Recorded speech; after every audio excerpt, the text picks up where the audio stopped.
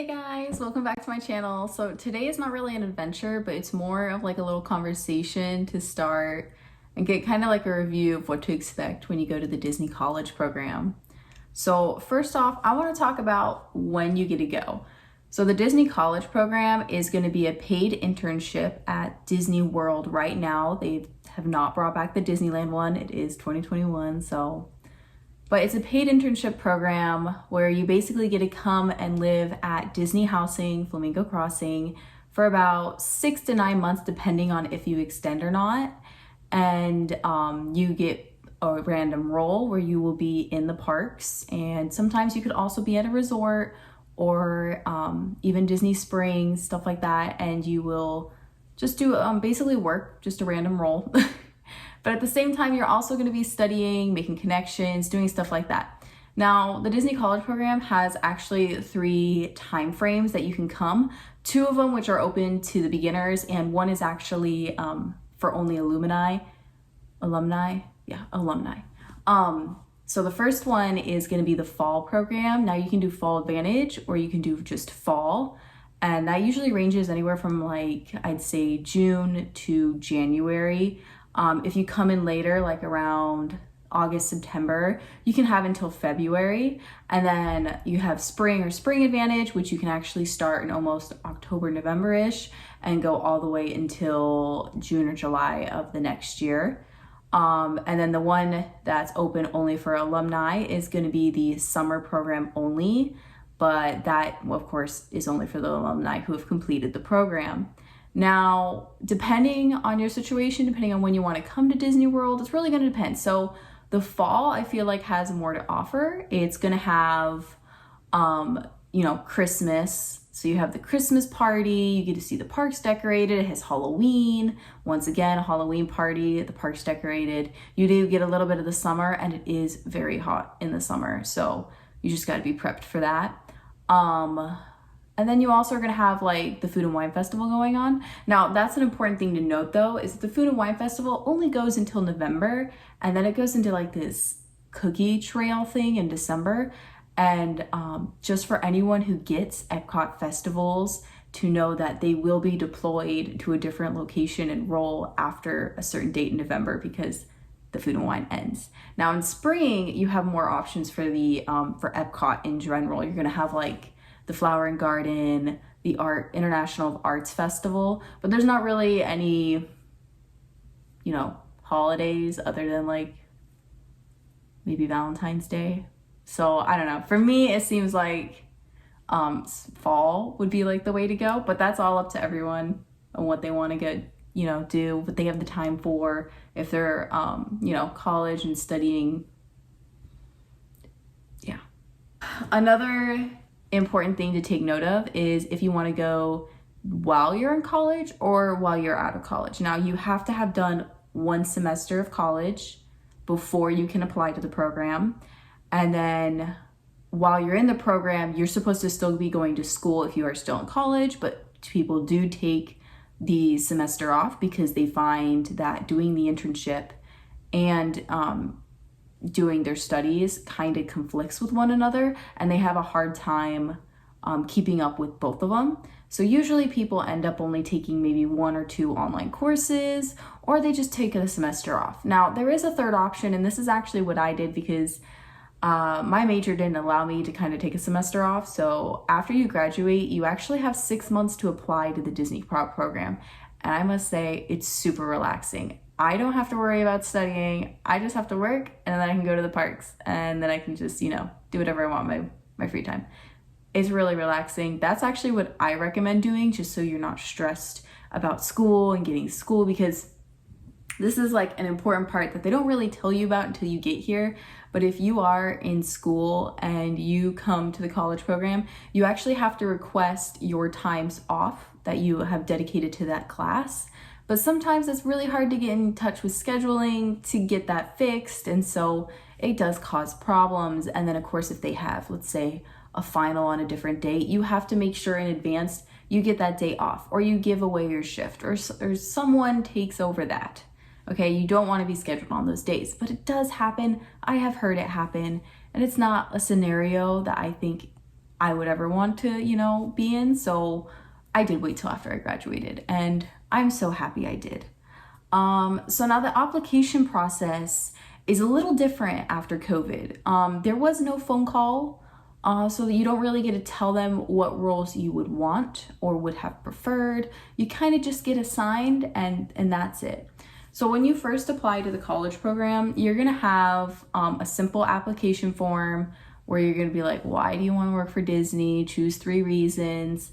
Have you graduated? Stuff like that. Super simple. Your work history, just simple stuff like that. Afterwards, you're gonna get either, you're just gonna wait after you apply. It'll be like, oh, we'll send you the next step in a couple weeks or so. Sometimes it can take to months, because they are gonna ask you for what day you want to arrive and what day you want to depart. And I found that this particularly this year, if you put in, say I put in June 14th for arrival, they actually gave me the week after, and that's what they seem to be doing for everyone. So just take that into note. So if you want to be here earlier, maybe do a week in advance. If you want to be here later, do a week afterwards. That's what I recommend. But the application process, like you can hear right after, like maybe a day, maybe it's the same day, maybe you're waiting a week, but you're gonna hear, and they're gonna send you a web-based interview, which is the next step, or at this point you can also be declined. So after the initial application, you can either get declined or you can get offered the web-based interview. Now, you can get declined later on, it could take months, or you can get the web-based interview right away, or it could also take months. It really just depends on what day you wanted to arrive. That's going to be a big indicator of when you might get the web-based interview.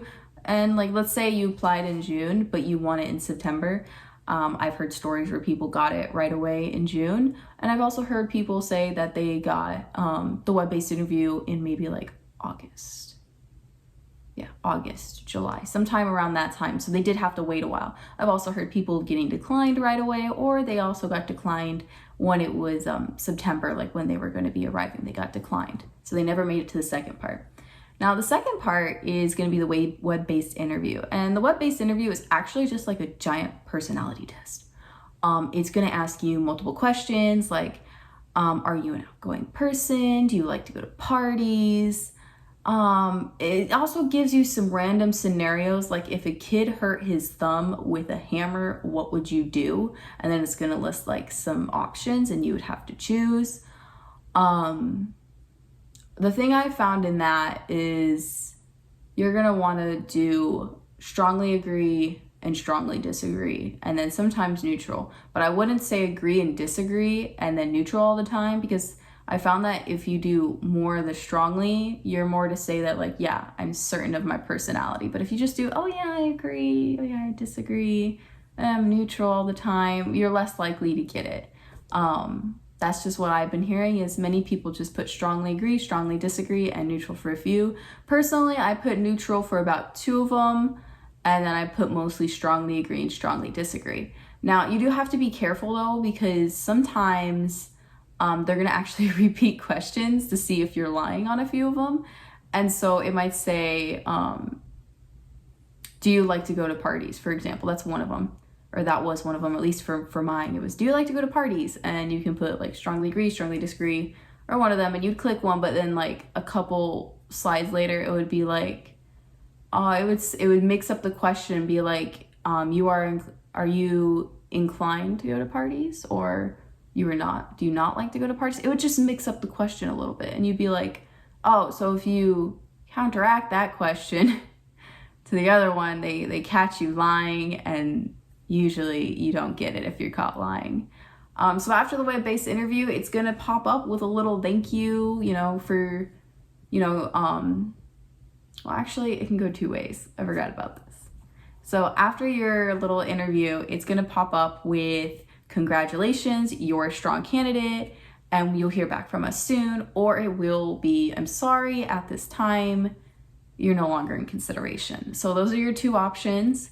I got the, you're a strong candidate, and I was lucky and only had to wait 3 days for my congratulations, you've been accepted letter.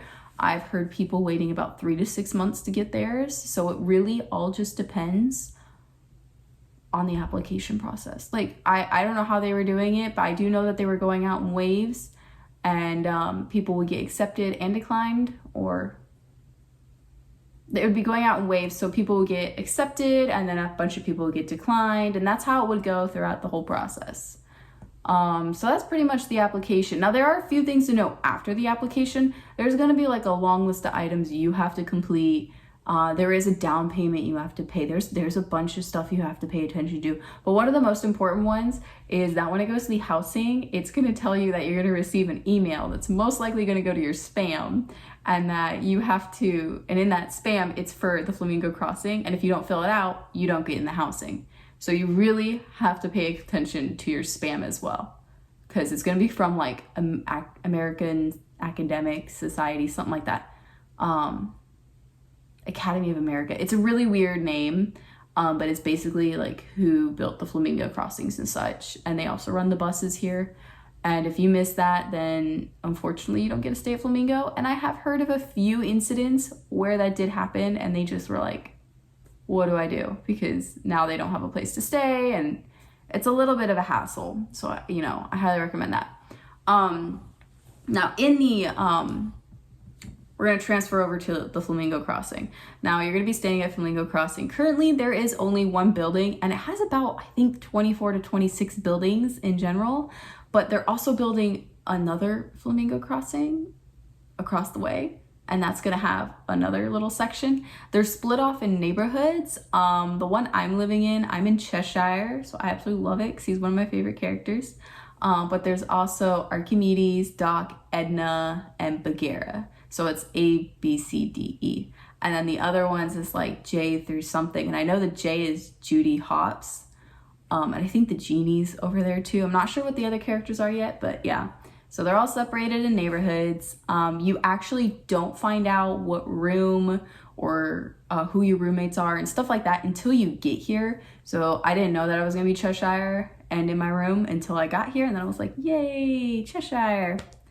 But before you get here, it's gonna ask you in the application process, what like you prefer. Would you prefer a 4x4, a 4x2, a 2x2? Do you want to be in only girl housing, only boy housing, or do you want to be in gender neutral? Now, there are like some complicated factors about that, because it's actually not going to ask you what room you want. It's going to be like list your most favored to like your least favorite. So I put 2x2 on top because 2x2 is the cheapest and 4x4 is the most expensive. And I was like, well, I'd rather have more money, so I'm gonna go with the 2x2. And I got a 2x2, so I was really happy about that. But I have heard people like putting the 4x4 on top and then getting maybe a 4x2 or a 2x2. So it's not guaranteed that you're gonna be getting the room that you most favored. They're gonna put you wherever they have availability. I was just lucky. There's a lot of availability, and there's a lot of 2x2s, so I got in perfectly fine. Now, the other thing is the gender neutral housing. But one thing that people don't realize, and that I've saw a lot on the Facebook groups, is that they don't realize that gender neutral housing means that you can be placed in a 2x2 and you can be a girl and a guy. And they would freak out about that because they were expecting a 4x4 and having their own room. And I'm like, but you signed up for it. And unfortunately, when you're assigned, you can't move unless you have like a legitimate reason.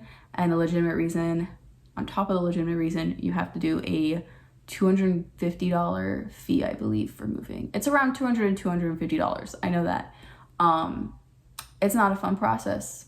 I've heard a few people going through it. It takes a long time, and sometimes it doesn't even get approved. So do keep that in mind when you're doing gender neutral housing. You're not guaranteed a 4x4. It could be a 2x2, or it could be a 4x2, something along that lines. Now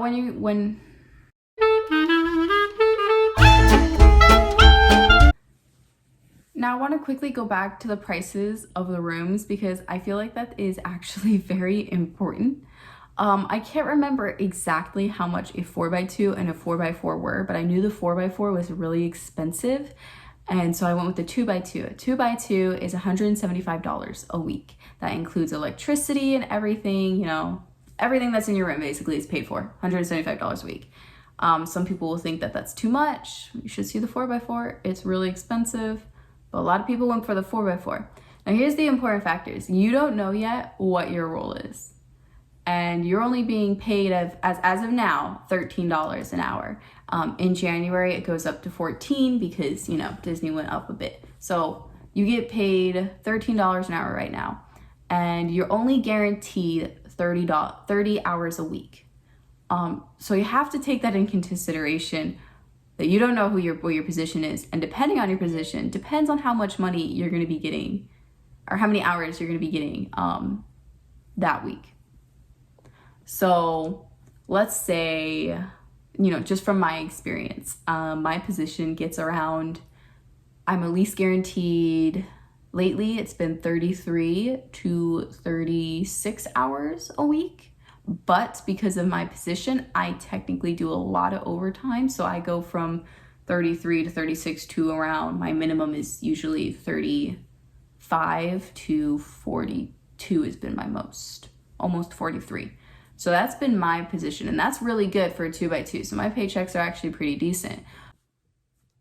Now, there have been a few situations where CPs will actually get under 30 hours. I've heard of someone getting 14 and owing the Flamingo rent. I've heard of people getting maybe 20. I've heard of someone getting about the whole week off because there was just nothing for him to do there. So they gave him the whole week off.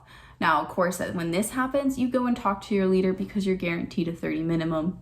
But you also have to take into consideration, if you're in a 4x4, you're going to be wanting roles that have a lot of hours. So you're going to be wanting, I'm going to say, attractions. Attractions and maybe custodial. I feel like those two roles get more than any of the other roles.